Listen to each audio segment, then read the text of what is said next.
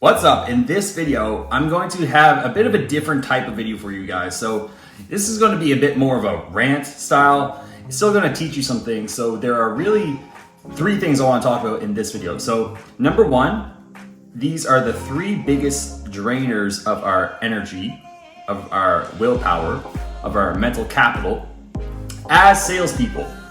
So they are the three fatigues. Okay, so I learned this back in 2015, maybe 2014, a long time ago. And a lot of people taught this stuff in like the pickup community. So when you're going out talking to girls, these three things, because sales and dating are so aligned, these three fatigues are what gets people either drained at the end of the night or feeling so good, like it feels like you've done all like the best designer drugs in the world. Not that I would know what that feels like. Wink. Jesus Christ. Anyway, here are the three fatigues. Now, you tell me in the comments below, which one do you resonate with? And before you do that, make sure you like and subscribe to the channel if you like these videos. And let me know what you want to see. What kind of videos you want to hear about. Okay, so without further ado, let's just jump into it. The first fatigue is decision-making fatigue. So, for me, this is actually the biggest one. It used to be the second fatigue, but decision-making fatigue or willpower fatigue is when you're constantly going, should I do this or should I do that? Oh, like in the dating sense, it's like, should I talk to that girl? Maybe I should, maybe I shouldn't. It's like your entire night, if you're out at a club or something, is spent like being on the fence, essentially. There's this funny quote that my buddy Kyrie Oliver says. It's like this guy, a man dies and he doesn't go to heaven, he doesn't go to hell, but he goes to this, it's like a big pasture. And in the middle of this pasture, like a field, a farmer's field, there's a big fence. And so the man comes to the fence, and on one side of the fence, there's the devil. He says, come with me to hell. And on the other side of the fence, there's God. He says, hey, come with me to heaven. And they both actually don't look that different to the man. So he's kind of sitting there going, should I go to heaven or should I go to hell? You know, let me think about it. And after a while, God walks away. And then the devil says, okay, time to come with me. And the guy's like, what? Oh, no, I didn't decide yet. I didn't decide. I'm still on the fence. And then the devil goes, I own the fence. When I first heard that, I was like, oh man. The decision-making fatigue, you can think of it like a vampire that sucks out your energy, that sucks out your focus, your enthusiasm.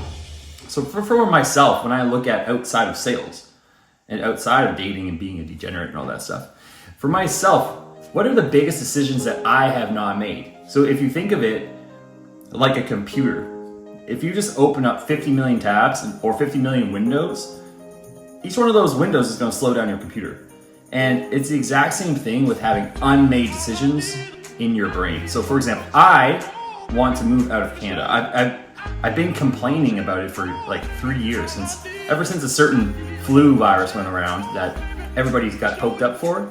I was kind of bitching about it. I was like, I gotta get out of Canada, but I never did anything about it. And when somebody asked me, inevitably people would ask me, hey Ben, why don't you just move out?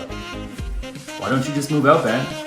And I would go, well, I just haven't decided to do it. And there is a weight to that decision that hasn't been made. It's not a decision yet. Like to decide, I won't go into all the Latin, like to cut off, but just know that you're slowing yourself down. You're blocking yourself from getting into flow state where you have more energy from every single decision that you have left unmade. So let's say that you're at 100%, you have like a battery for the day. Like if you look at my sales, my calendar right now, I have 15 sales calls today. It's crazy. And so if you think of your battery, like you have 100% cell phone battery, every single unmade decision is like 1%, 1%. Or the big ones are like 5%, 10%. You know, should I quit this job? Should I tell this girl to marry me? Should I have kids? Should I invest in real estate or should I invest in crypto? Or there's so many of these things that we just have to get into the habit of being decisive. making decisions. For some people, that is your next level up. You're like, why aren't I growing as fast? Well, maybe you're kind of like half in, half out for growing your business. So there is a lot to be said for burning the boats. Okay, so without enough yapping on the decision-making fatigue, I hope that makes sense. Decision-making fatigue. So the second one, if you watched my video about my story, I'll link it around here somewhere. If you watched my video about my story, my old roommate, Matt, who was a car salesman, he suffered from this one the most. And I kind of went through it myself when I was getting into sales, and this one is persona fatigue. So the root word, like the persona, like you're putting on a show, you're putting on like a character for somebody else. I think it goes back to, like, you ever seen those two masks? There's like a white mask and a black mask, and like people would put it over their face. That was like a persona. So when people were doing like plays and stuff like that in the old Middle Ages or something, like they're putting on personas to play a different character. You probably notice this yourself, like if you are trying to become extra confident and you're like, okay, well, it's time to go into closer mode, time to go into sales mode, like I'm putting on my business person hat, or I'm putting on my salesperson hat. I've seen this with my old roommate. He would come home and he would literally sit on the couch for 4 hours straight after work, after selling cars. He would sit there and he would chain smoke cigarettes and he would be drinking beers, and then he would literally be like head in his hand for the entire duration of those 4 hours, and he wouldn't move, like a friggin' gargoyle. I would come upstairs because I was in school for engineering, and I'd be like, look over at him, like I'd like make some food and go back downstairs. Come back up 4 hours later, he's literally not moving. Like one day I finally asked him, bro, what is going on? Why do you hate your life so much? Because that's what it seemed like to me. And he's like, bro, it's sales, man, it's sales. I'm like, what do you mean? He's like, I have to put on this fake mask all day. Like, hey, welcome to the car place. Like, can I like whack you off and like you want to buy a car? Like, hey, I'm your best friend, yay! Like, think of how many people act like that. You might act like that on a sales call. You might act like that in the dating world. It's where you're putting on a fake personality because you need something from the other person. You get that. When you're doing content, you're like, hey, it's me, like the super happy version of me. Like everyone on social media is trying to show how cool they are and how smart and how like sophisticated and how skilled they are. They're like, okay, it's time to shoot the content. And when the rest of the day you're just like all fat and like eating chips and stuff, you're like, now it's Mr. Serious time. That's just an example. But when you need something from the other person, that is when you start draining your energy from putting on this fake act, right? So the biggest thing to get rid of that one is what? You probably guessed it, eliminating the need for anything from the other person. So they call this outcome independence in sales. So there's really two paradigms that you have to understand, because on a lower level paradigm, outcome independence will really fuck you up.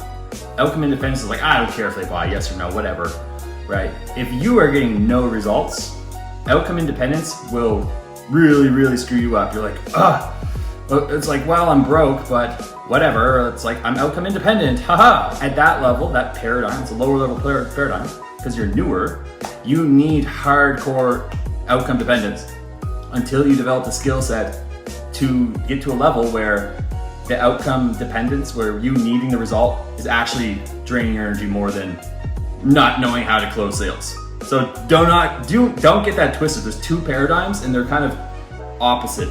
So that's just the way the world works. One thing that's true on a lower level paradigm is not true on a higher level paradigm. So anyway, that's the second one. Persona fatigue. Write that down, motherfucker.